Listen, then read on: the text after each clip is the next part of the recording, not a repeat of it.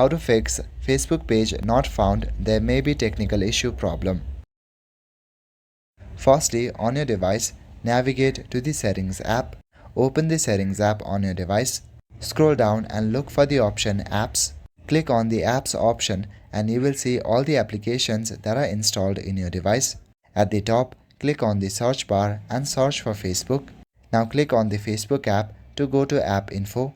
Inside App Info, scroll down and click on Storage. At the bottom right corner, click on Clear Cache. Once your cache is cleared, go back to your previous page. From the bottom right corner, click on the option Force Stop. Select OK. After turning on Force Stop, go back to your home page. Now on your device, open App Store or Play Store. Then search for the app Facebook. Look for any kind of updates that may be available for the Facebook app. If there are updates available, then make sure to update your Facebook app. Once your app is updated, then your problem should be fixed. Now give your device a quick restart.